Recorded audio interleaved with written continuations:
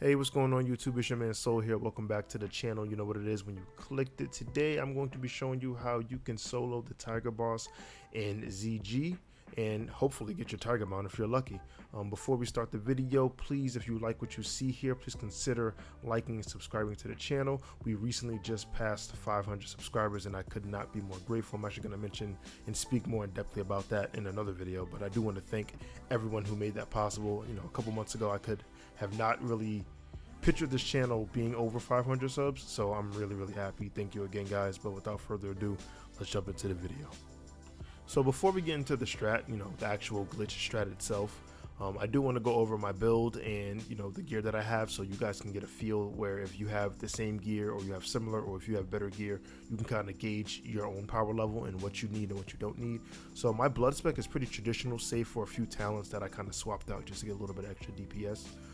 So just gonna go through that real quick. So I got blade barrier. That's pretty much a must for any like solo content, or any tanking content.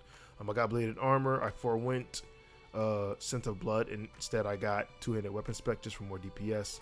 I got rune tap, I got dark conviction, and I got death rune mastery. So rune tap and improved rune tap are another like mandatory talents in my opinion for when you're soloing stuff, because it's just such a consistent heal that it's gonna power you up and just keep you alive way more often than anything that's not death strike. So definitely get rune tap and get improved rune tap. There's no magic damage, so you don't need spell deflection. Vendetta to me is just a weak talent in general. I picked up bloody strikes, picked up veteran in the third war. I picked up mark of blood, but I ended up not needing it. My tank gear in general was just, you know, good enough, and my healing from death strike and rune tap more than sufficed for me to kill this guy. So, you know, I would say if you don't have the gear that I have, if you're not like a full-on tank, because my gear is just straight up tank gear. So if you're not a full-on tank and you're like doing this in DPS gear, or you don't have as much PvE or brutal gladiator gear, I would say, you know, just forego this. You don't really need this unless you're, you know, lacking in gear levels. So just keep that in mind. Next is A-Bomb's Might. Definitely picked that up. Picked up Max Bloody Vengeance. Picked up Bloodworms. Bloodworms is another one that I think is maybe not as mandatory as Rune Tap, but really good. It's a really good like safety net. It does, you know, consistent enough damage for what it's worth. It's free damage, and it's a little bit of trickle healing, so it's not going to kill you. Like, it's free. Like, so I would say pick up Bloodworms.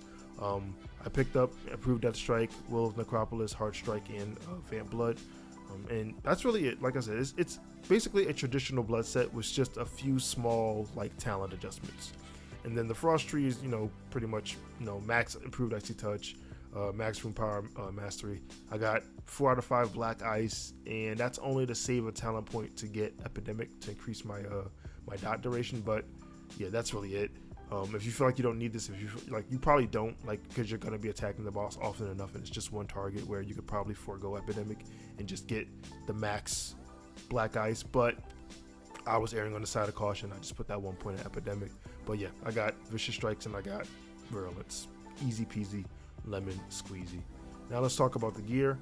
So most of my gear is PvE gear. I do have my 2 set from the Brutal Glad. I have the Brutal Glad Dreadplate shoulders, and I have the Brutal Glad Dreadplate gloves or gauntlets. And everything else is pretty much PvE. I have the Tanktronic goggles. This is the stage 1 engineer goggles you can make that the trainer teaches you. So it's not like the fancy ones from the Sunwell recipe, but they were more than enough to suffice. I got Collar of the Pit Lord from Brutalis. I got the Badge Cloaked Silks, or Slicks, not Silks, Slicks Cloak of Placation. I got the chest from Muru, some crafted bracers. I got the Brutal Gladiator Sword, the Madness and the Vengeance Dark Moon cards, a badge ring, Magdaron's head ring, boots from ZA, which is actually DPS boots. I just put tank stuff on them. Praetorian legs from Shade of Akama, a Red Belt of Battle from the auction house, and yeah, that's really it. So pretty much, you know, easy stuff to get, quote unquote. Again, I would gauge it if you don't have, you know, this gear from PvE stuff, or you don't have like full Brutal Glad stuff. Just try to gauge and see where you want to be at in terms of your power level and your talents, because it's gonna, like, even though the boss doesn't do that much damage, the preceding part, like actually doing the glitch and getting him to reset to phase 2, still can cause some damage to you and still can kill you if you're not careful. Because one thing I'm going to show you in the actual execution of this strategy is that you can't actually use the dead zone spot to reset, and I'm going to show you that, you know, momentarily. But yeah, so just take a look at your gear, gauge it for yourself, choose your talents wisely, and you should be fine. Okay, so how to do this strategy? Well, first things first, you need to mount up, and you need to approach the boss's area without going into the wooded part. If you step onto the wooded steps or any part of that wooded area, you're going to immediately dismount, and it's not going to work. So you need to stay mounted for this. Now, once you engage the mobs, you're going to kite, preferably around the area that you cleared the ads on, which is more than likely the right side, while facing the boss. You want to stay away from any other ads, and you're just going to kite up and down right about until you see the Zulian Tiger mobs that were next to the boss. When you see they have caught up to the 2 Zealot mini bosses, it's safe to go back to the entrance of the arena, not the zone, just the entrance to the Tiger boss area, and hard reset the boss. Why is this? So because the Tiger mobs, their reset spot is right next to the boss, and the Zealot mobs, their reset spot is, you know, a little bit more forward, they're next to the stairs. If you're able to reset the boss and get the mobs back into position before the Tigers get back into their position, the Tigers will stay in combat, and this is what causes the glitch. Because as soon as the Tigers are still in combat and you just hard reset the boss will stop, he'll do his prayer to the gods, the 2 Zealot mobs will despawn, and the main boss will go straight into his Tiger mode. This is what you want. So again, key things here is to make sure the Tiger mobs have caught up to the Zealot mobs, because the Tigers do run slower than the Zealots. So if you reset too soon, the Tigers will just reach their reset spot before the Zealots will, and you'll just have to do the kite thing all over again. So you want to make sure the Tigers have caught up and then do your reset. This way, when you do reset, when you run to the entrance of the little Tiger zone, the Zealots will reach their reset spot before the Tigers will. It'll keep the Tigers in combat, and when you do a hard reset, the boss now has a chance to just stop, despawn both of his mini bosses, and go straight into his phase 2 mode. And then from there on, it's just a simple tank and spank. And that's really it for the glitch strategy. We're going to talk about some tips now. Alright, so here's a few tips and things to look out for while you're doing this strategy. Tip number 1 I kind of already mentioned, and that's just make sure you don't step onto that wooded area, especially when you're trying to reset the boss. If you're trying to run back into position, it can be easy to like overshoot your movement and step onto the stairs and immediately dismount you, while also putting you in combat as the mobs reset their positioning. So just make sure you're not stepping into that wooded area and not over jumping your movement. Tip number 2 is be careful of the dead zone areas. So what do I mean by dead zone?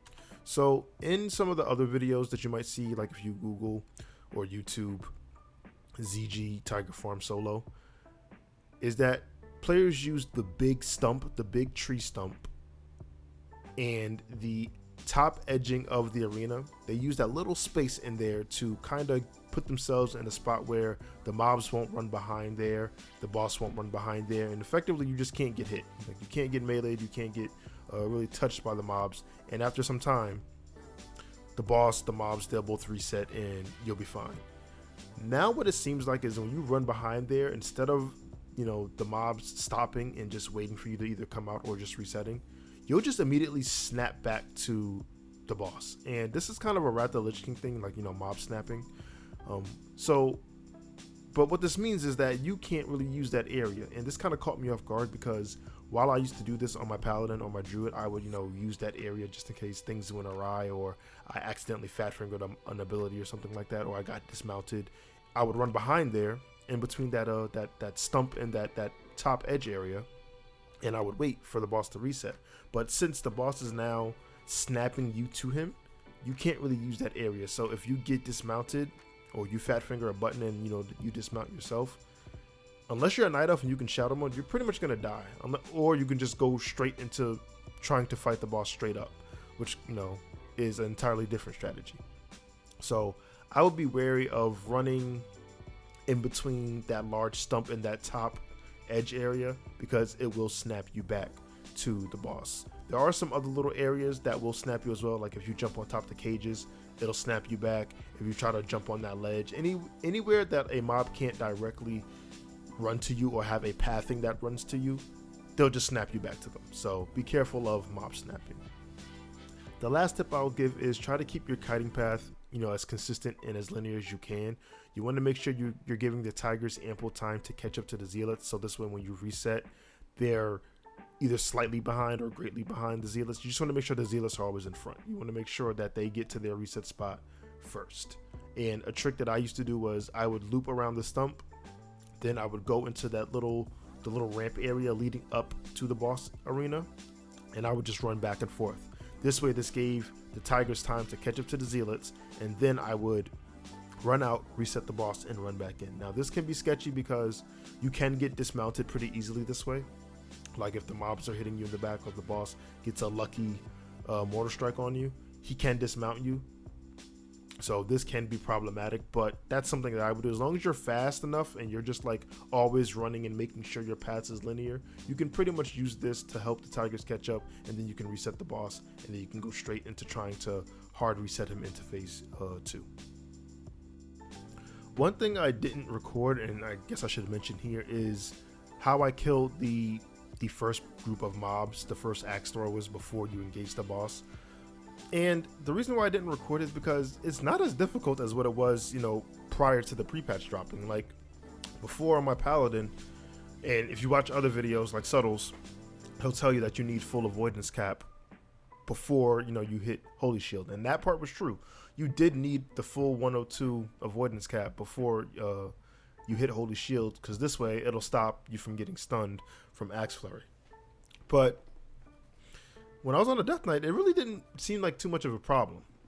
And a quick tip I'll give is that once you're able to kill the first axe thrower, like if you kill the axe first thrower before the second two start using their Axe Flurry, as soon as that guy dies, like the first axe thrower, or right before he dies, if you pop Icebound Fortitude, you can't get stunned, and it'll last the duration of both of their Axe Flurries. So this means you won't get stunned for the duration of their Axe Flurries, and you can just kill them off.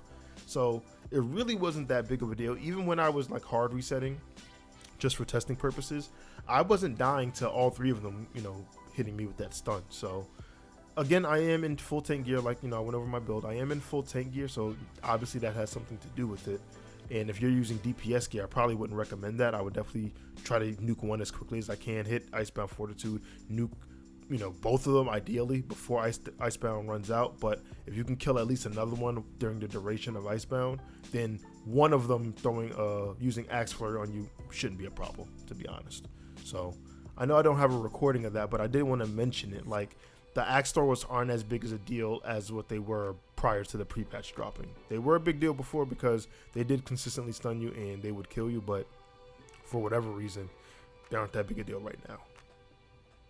And that's really it for the video, guys. I had a lot of fun making this. I'm so glad that this still works. I'm glad that they didn't change anything, and I'm allowed to try to farm my tiger on a different tune. So if this video was helpful to you in any way and you like what you see, please consider liking and subscribing. It helps the channel out greatly as we make it down the long road to 1K. But that being said, you guys have been great. I've been Soul, and I'm out. Peace.